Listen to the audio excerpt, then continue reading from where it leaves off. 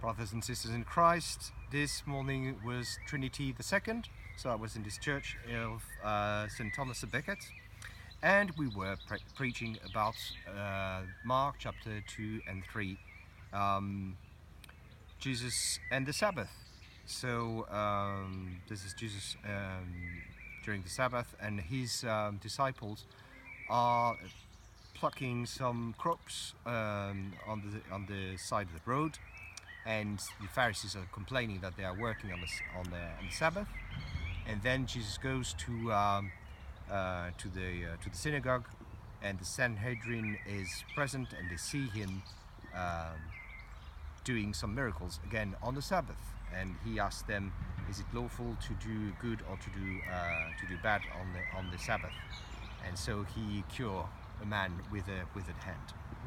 All right. So my point was, can we convince people who think differently from you with just the arguments, just exposing the facts and what you think? There's a story that happened last week in France. There was an immigrant that was passing by in the street, and he saw on the balcony that there were a child who was hanging on the balcony in distress, and people were trying to save him, but they couldn't. So this immigrant, who was very fit, climbed up 4 floors, balcony to balcony, to save this child. And there were lots of witnesses. They took pictures, and he managed to save this child and get back to the ground. What happened? This man was welcomed to the NRSV palace, where the president of the French Republic is, and the president granted him to have his paper done, because this man showed that he was ready to be involved in the society and to serve the country. Besides, the fire brigade of Paris, which is an elite corps, offered him to train him, because he was really worth it and he was showing some aptitudes for that. So that's it. What happened next?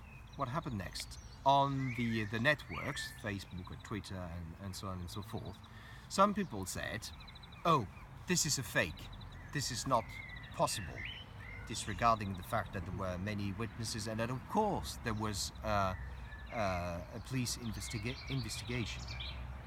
Others said, "Well, that's very nice, but again, because it's an immigrant, he's received by the president of the Republic, and we have heroes in France who haven't got the same treatment," which is wrong, because we know what happened with the captain Arnaud Beltrame a few months ago, who gave his life in exchange of a hostage. What is the point? There are some people who, even in front of facts, are not ready to agree. We've got another example. For instance, you still have in the States some people who we call the flat earthies, who still think that the earth is flat, and whatever you say to them, they still think that it's flat.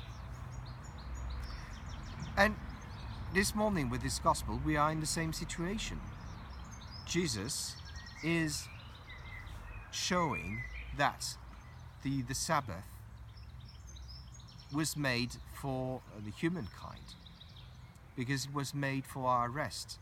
God gave us rest on the 7th day, so it was for the good of humankind.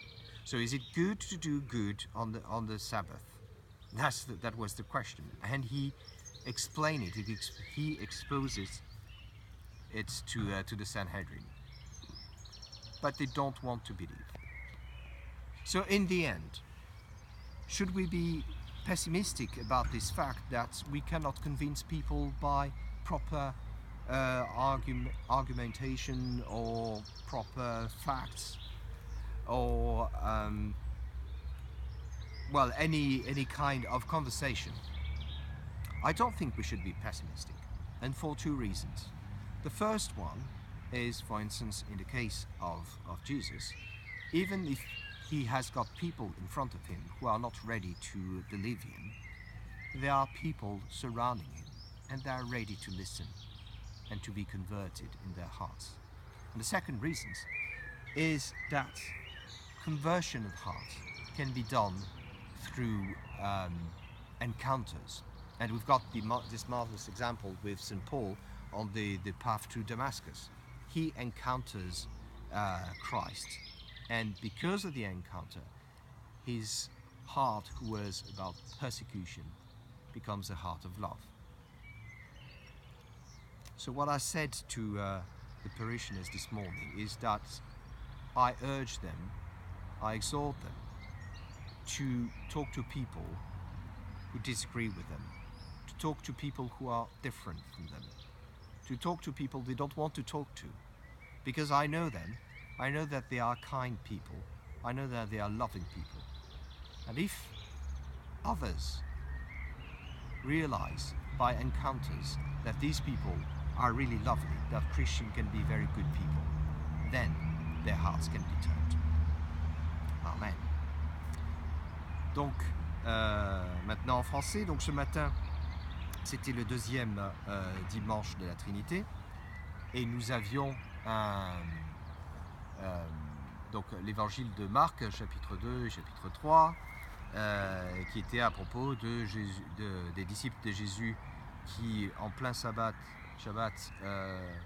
prennent des morceaux de blé pour manger, ou alors après à la synagogue, quand Jésus, devant tout le monde, en plein Sabbat, va guérir la main, une main paralysée d'un homme. Donc, cette question est la question de peut-on convaincre quelqu'un par des arguments? Peut-on convaincre quelqu'un par la discussion, quand cette personne n'a pas envie d'être convaincue? Et j'ai pris l'exemple que nous avons eu en France, donc de cet immigrant qui est allé secourir un enfant qui était à un 4e étage, pendu au balcon. Il est monté balcon par balcon, 4 étages, et a sauvé cet enfant.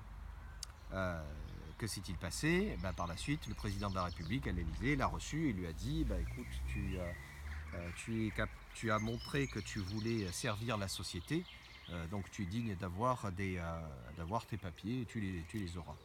Et même les sapeurs-pompiers de Paris lui ont dit vous êtes vraiment fait pour le métier, on va vous former et vous allez pouvoir rentrer dans la brigade. Qu'est-ce qui s'est passé par la suite? Nous avons vu sur les réseaux sociaux, les Facebook, Twitter, etc., qu'il y avait des gens d'une part qui disaient « Ah non, c'est un fake, ça a été monté de toutes pièces, ce n'est pas possible ». Sauf qu'il y avait des témoins, sauf qu'il y a eu une enquête policière et que c'était la vérité. D'autres personnes ont dit c'est bien joli, parce que c'est un immigrant, il est reçu à l'Élysée, mais il y a bien d'autres héros français qui, eux, ne sont pas reçus à l'Élysée. On a oublié tout l'hommage national qui a été fait au capitaine de gendarmerie Arnaud Beltrame qui a donné sa vie en échange d'un otage. Et Jésus, dans cet évangile, est dans la même situation. Il démontre par A plus B que le Shabbat est fait pour le bénéfice de l'homme. Et donc l'homme ne doit pas être soumis au Shabbat si cela peut apporter du bien. Et il demande au Sanhédrin qui est là présent, est-ce qu'il est légal, est-ce qu'il est bon de faire le bien ou de faire le mal le jour de Shabbat? Donc ils ne peuvent pas répondre à cela, bien évidemment. Mais, encore une fois, il y a des gens qui ne veulent pas être convaincus. Alors doit-on être pessimiste par rapport à ce fait-là? Personnellement, je ne pense pas, et pour deux raisons. Et la première raison que j'ai donnée, c'est que, justement, par exemple, à la synagogue, Jésus a en face de lui Sanhédrin, mais il y a aussi des témoins de la scène. Et ces gens-là vont écouter ce que dit Jésus et ses arguments, et ils vont être prêts à être convaincus. La deuxième raison que je donne, c'est que, en fait, la meilleure façon de convaincre quelqu'un, c'est par une rencontre. Et on a cet exemple merveilleux de saint Paul sur le chemin de Damas, qui va rencontrer Jésus. Par une rencontre, notre cœur peut changer. Et c'est pour ça qu'à la fin, j'ai exhorté les paroissiens en leur disant « Je vous connais, je sais que vous êtes de bonnes gens, je sais que vous êtes vraiment serviables, etc. » Donc, allez vers des gens qui pensent différemment de vous, qui sont différents de vous. Allez vers des gens vers qui vous n'avez pas envie de parler a priori. Parce que s'ils vous rencontrent, s'ils sont avec vous et qu'ils se rendent compte qu'il y a des chrétiens qui sont de bonnes gens, alors leur cœur sera converti.